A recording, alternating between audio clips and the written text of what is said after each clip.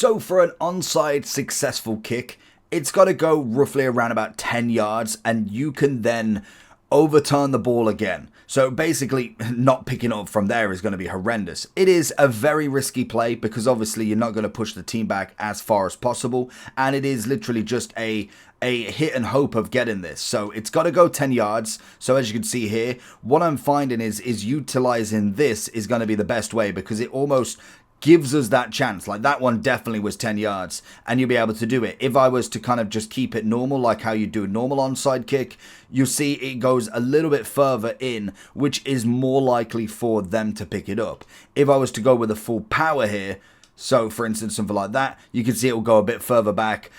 It's not about that. If you're not trying to maybe to return it basically, or try not to recover it, then yes, you probably go for that. If I was to go for the full power here, it's going to put it in that zone where maybe you do manage to get it back. Sometimes you'll get a flag for this, but if you can get it absolutely spot on, it's going to be enough. Like there, that might be a bit too early. You probably want it to change at least over that line. So you want to kind of get it as further as possible because this is only practice, so it's not going to give me any fouls. So you want to be looking at least that 40-yard line, maybe kind of testing out a little bit here because I don't think that that's going to be enough. But in terms of returning it, it is just as simple as getting a little bit lucky here on the onside. That would definitely have been a flag. You need it to go a little bit further than that. But if you can manage to get it all the way, it should definitely hit on that line and then you should be able to get it. Now, you are going to be racing towards the 28, was it there? So that is going to be the biggest thing for it, is it's going to be very difficult to get it.